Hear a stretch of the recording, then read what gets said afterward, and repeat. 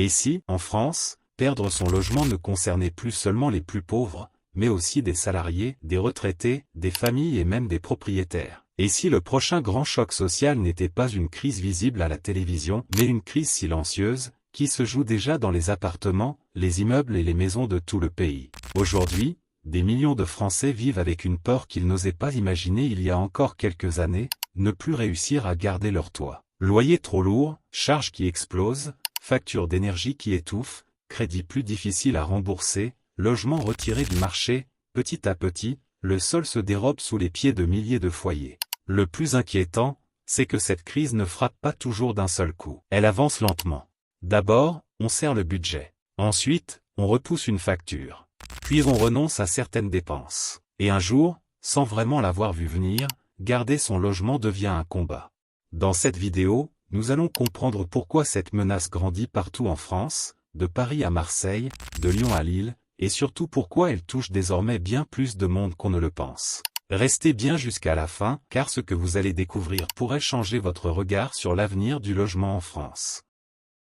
Nombre 1. Mise en contexte, ce qui est en train de changer en France. Pendant longtemps, en France, avoir un logement semblait presque aller de soi. Bien sûr, il y avait déjà des difficultés, surtout dans les grandes villes, mais pour beaucoup de familles, il existait encore une forme de stabilité. On pouvait prévoir ses dépenses, construire un projet, se dire que demain serait à peu près comme hier. Aujourd'hui, cette impression disparaît peu à peu. Ce qui change, ce n'est pas seulement le prix des logements, c'est tout l'équilibre autour du logement qui est en train de se casser. Les loyers restent élevés dans de nombreuses villes, les charges augmentent, les factures d'énergie pèsent plus lourd, et dans le même temps, beaucoup de ménages ont le sentiment que leurs revenus ne suivent plus. Résultat, garder son logement devient plus difficile, même pour des personnes qui, il y a encore peu de temps, se pensaient à l'abri.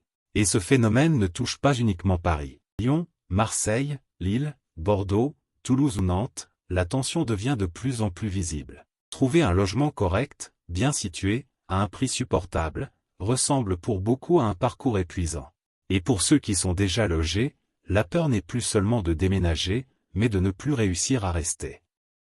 Le plus frappant, c'est que cette transformation avance presque en silence. Il n'y a pas toujours de grand choc brutal. Il y a plutôt une accumulation, une hausse ici, une contrainte de plus là, une dépense imprévue, un dossier refusé, un retard qui s'installe. Et c'est ainsi qu'un problème individuel devient, petit à petit, un problème national. Dites-moi en commentaire dans quelle ville vous vivez et si vous sentez, vous aussi, que se loger devient de plus en plus difficile. Et abonnez-vous dès maintenant, parce que dans la suite, vous allez comprendre pourquoi cette situation risque d'empirer encore. Nombre 2.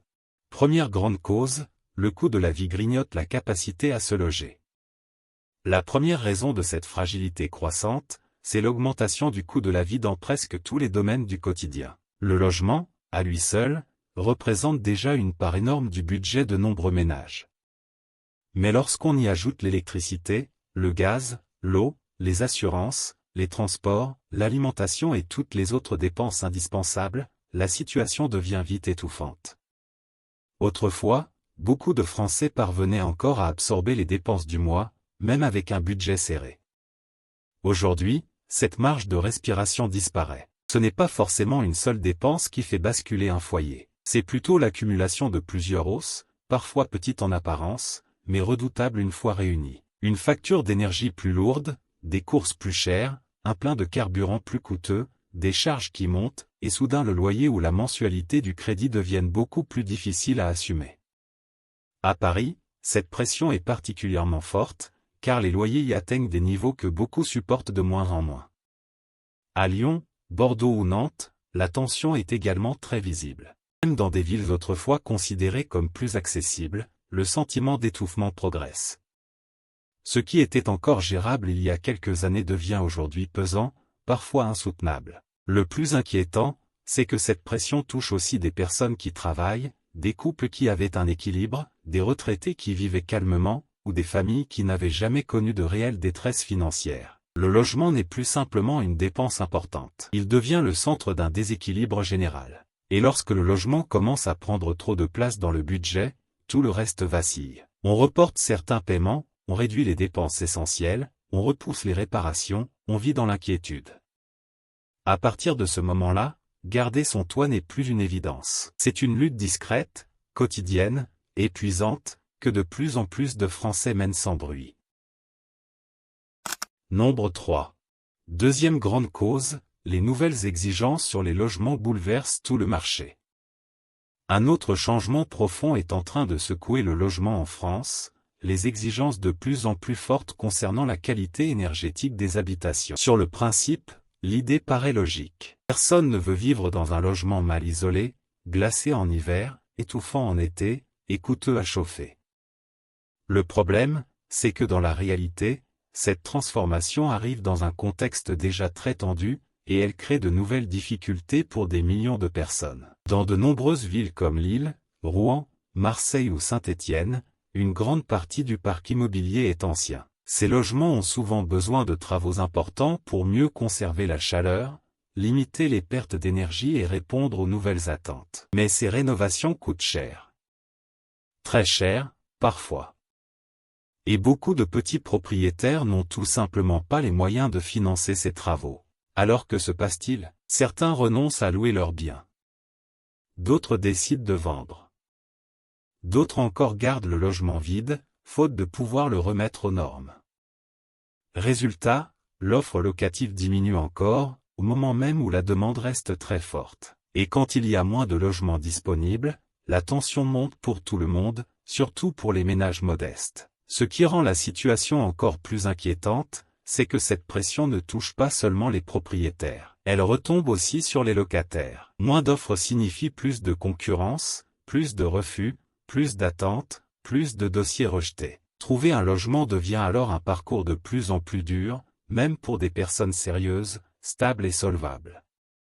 Au fond, la difficulté est là, améliorer les logements est une nécessité, mais quand cette amélioration avance plus vite que la capacité réelle des ménages à la financer, elle peut provoquer un effet brutal sur tout le marché. Et dans un pays où se loger devient déjà difficile, chaque logement retiré de la circulation aggrave un peu plus une crise qui ne cesse de s'étendre. Nombre 4. Troisième grande cause, devenir propriétaire est devenu beaucoup plus difficile. Pendant longtemps, beaucoup de Français voyaient l'achat d'un logement comme une porte de sortie. Quand les loyers devenaient trop lourds, on se disait qu'acheter permettrait au moins de construire quelque chose pour soi, de stabiliser ses dépenses et de préparer l'avenir. Aujourd'hui, cette possibilité s'éloigne pour une grande partie de la population. Le premier obstacle, ce sont les taux d'emprunt, qui ont fortement augmenté. Là où certaines familles pouvaient autrefois envisager un achat avec des mensualités encore supportables, elles découvrent désormais que le même logement coûte bien plus cher à financer. À cela s'ajoutent des conditions plus strictes de la part des banques. Il faut souvent présenter un dossier irréprochable, des revenus solides, une situation professionnelle stable, et surtout un apport personnel que beaucoup n'ont pas. Dans des villes comme Toulouse, Montpellier, Rennes ou Strasbourg, cette réalité se fait sentir avec force. Ces villes attirent toujours autant, parfois même davantage, mais l'accès à la propriété y devient de plus en plus difficile. Des couples qui pensaient pouvoir acheter doivent finalement rester locataires. Des familles reportent leurs projets pendant des années.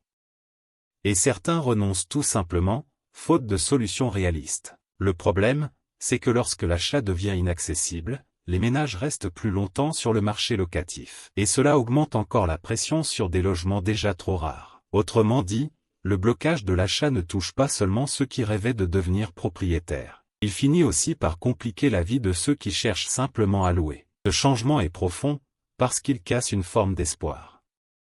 Avant, même avec des efforts, beaucoup pensaient qu'ils pourraient un jour sortir de la pression locative. Aujourd'hui, cette perspective se referme pour une partie croissante de la population. Et quand la location devient difficile, mais que l'achat devient impossible, des milliers de foyers se retrouvent coincés entre deux portes qui se ferment en même temps, sans véritable échappatoire. Nombre 5. Quatrième grande cause, les petits propriétaires sont eux aussi sous pression. On imagine souvent que les propriétaires sont automatiquement protégés. Dans l'esprit de beaucoup, posséder un logement signifie être à l'abri, avoir une sécurité, un patrimoine, une forme de tranquillité. Pourtant, la réalité est bien plus complexe. En France, de nombreux petits propriétaires vivent aujourd'hui une situation de plus en plus fragile, parfois même angoissante. Il ne s'agit pas ici de grands investisseurs disposant de plusieurs immeubles, mais de personnes ordinaires. Un couple qui a acheté un petit appartement pour compléter sa retraite. Un salarié qui rembourse encore son emprunt. Une famille qui a hérité d'un bien ancien. Ces propriétaires doivent faire face à une accumulation de charges qui pèsent de plus en plus lourd. Entre la taxe foncière qui augmente dans de nombreuses communes, les charges de copropriété, les frais d'entretien, les réparations imprévues, les assurances et parfois les travaux énergétiques devenus indispensables, la rentabilité d'un bien peut fondre très vite. Dans des villes comme Nice, Grenoble, Clermont-Ferrand ou Angers, beaucoup commencent à se poser la même question, garder ce logement devient-il encore supportable? Pour certains, la réponse devient non. Alors ils vendent.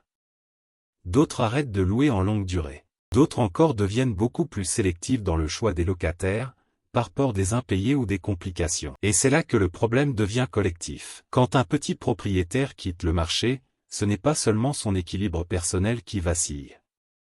C'est aussi un logement de moins pour les personnes qui cherchent à se loger. Et quand ceux qui restent deviennent plus prudents, les conditions d'accès se durcissent pour tout le monde. Le plus frappant, c'est que cette pression touche des gens qui ne se considéraient pas comme privilégiés, mais simplement comme prévoyants. Ils pensaient avoir construit une sécurité. Ils découvrent aujourd'hui que cette sécurité peut elle aussi se fissurer. Et lorsque même les petits propriétaires commencent à douter de leur capacité à conserver ou louer leurs biens, cela révèle à quel point l'ensemble du système du logement est en train de se fragiliser. Nombre 6. Cinquième grande cause, la fracture entre les territoires devient de plus en plus brutale. La crise du logement en France ne frappe pas partout de la même manière. Et c'est justement ce qui la rend encore plus difficile à comprendre, mais aussi plus dangereuse. Dans certaines villes, le problème principal est le prix. Dans d'autres, c'est le manque d'offres. Ailleurs encore, les logements semblent plus abordables, mais les habitants paient ce prix plus bas par l'éloignement, le manque de services ou la difficulté à trouver un emploi stable. À Paris, Lyon ou Bordeaux, la tension est telle que beaucoup de ménages ont le sentiment d'être en concurrence permanente. Chaque annonce attire une foule de demandes. Les loyers restent élevés, les critères de sélection deviennent plus durs, et le simple fait de trouver un logement correct peut devenir un combat usant. À Marseille ou Toulouse, la pression est également forte, même si les réalités locales sont différentes. À l'inverse, dans des villes comme Limoges, Mulhouse ou Le Havre, les prix peuvent sembler plus accessibles. Mais cette apparente solution cache souvent une autre difficulté. Vivre dans un endroit moins cher peut vouloir dire s'éloigner de son travail, de sa famille, des écoles, des soins ou de tout ce qui rend une vie quotidienne possible et équilibrée. Sur le papier, déménager paraît simple. Dans la réalité, cela peut bouleverser toute une existence. C'est là que la fracture territoriale devient brutale. Les ménages ne choisissent plus seulement leur logement en fonction de leurs besoins ou de leurs envies. Ils sont de plus en plus contraints de choisir en fonction de ce qu'ils peuvent encore supporter. Ce n'est plus un projet de vie, c'est un arbitrage sous pression. Et plus cette fracture s'élargit, plus le pays se divise entre ceux qui peuvent rester proches des centres d'activité, malgré des coûts très lourds, et ceux qui doivent s'éloigner toujours davantage pour continuer à se loger. Le logement n'est alors plus seulement une question de toit. Il devient aussi une question de distance, de fatigue, de temps perdu et, au fond, de qualité de vie. Nombre 7. Les profils les plus menacés, ceux qui risquent de payer le prix le plus lourd. Derrière cette crise du logement, il y a une réalité encore plus dure, tout le monde n'est pas touché de la même manière. Certaines catégories de Français se retrouvent aujourd'hui beaucoup plus exposées que les autres, avec une marge de sécurité si faible qu'un simple imprévu peut suffire à tout déséquilibrer. Les retraités font partie des premiers concernés.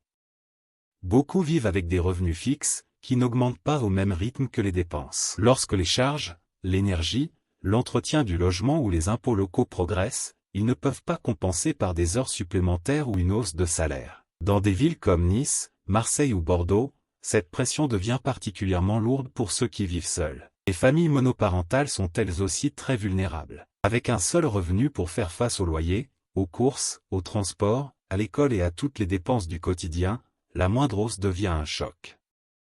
À Paris, Lyon ou Lille, beaucoup vivent déjà au bord de l'équilibre, sans véritable filet de sécurité.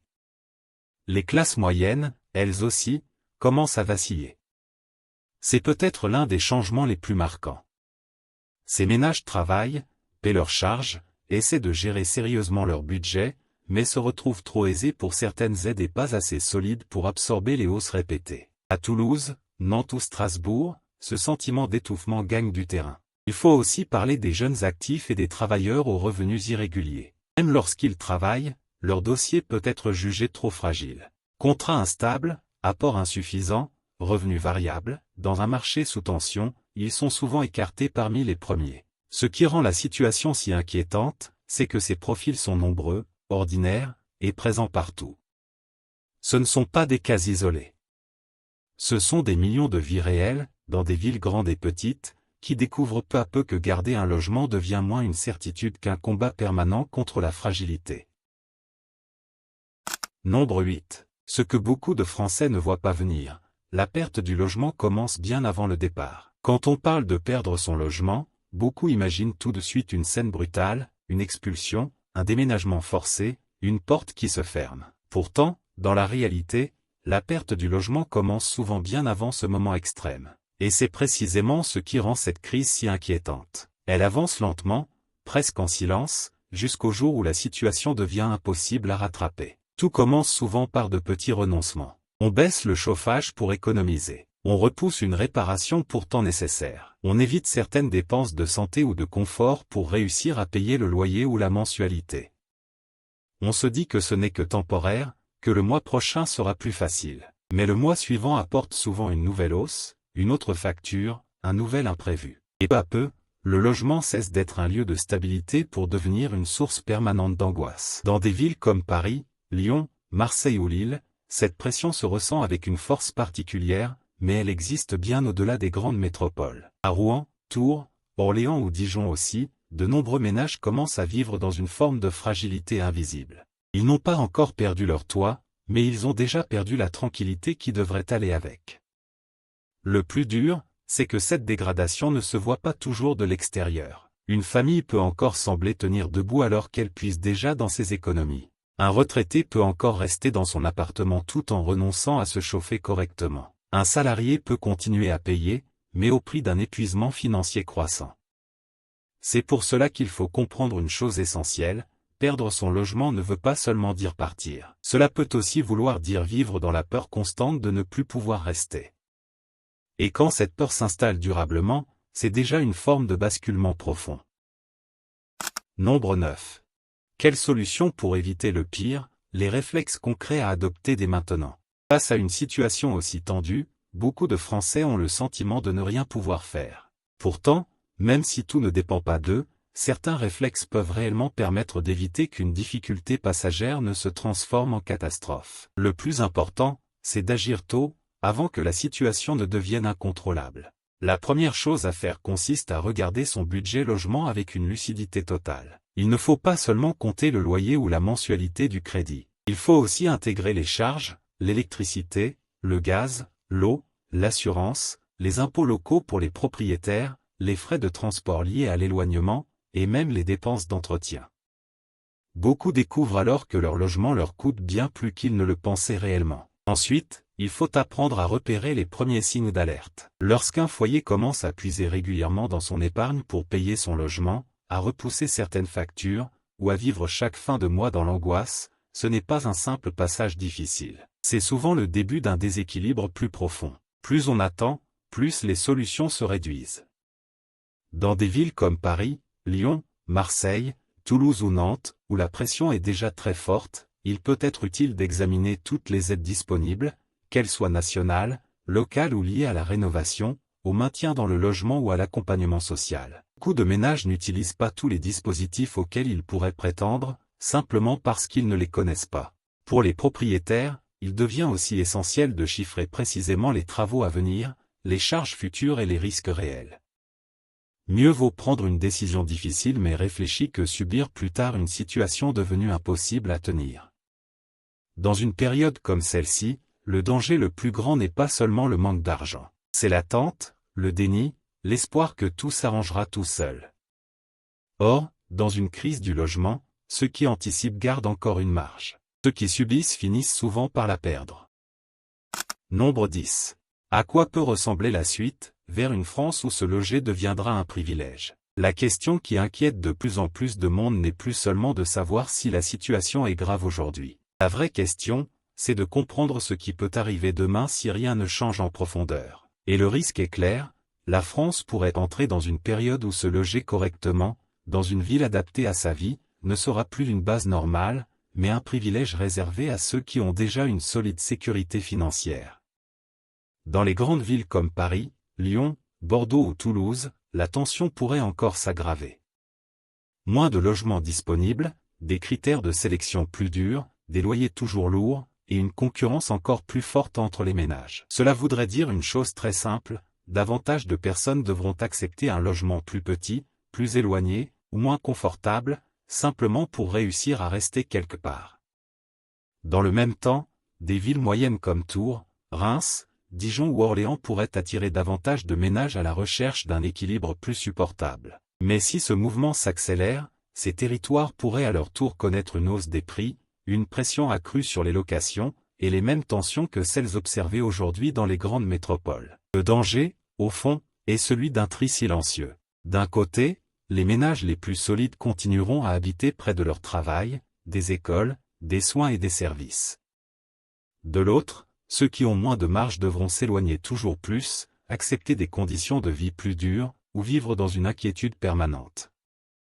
Et c'est peut-être cela, le vrai basculement, le logement ne serait plus seulement une question de confort ou de patrimoine. Il deviendrait un marqueur brutal des inégalités. Non plus simplement un toit au-dessus de la tête, mais la frontière entre une vie stable et une vie de plus en plus fragile. Et vous, dites-moi en commentaire une chose simple mais essentielle, dans votre ville, est-ce que se loger devient encore possible, ou est-ce déjà devenu un combat? Votre témoignage peut ouvrir les yeux à beaucoup de personnes.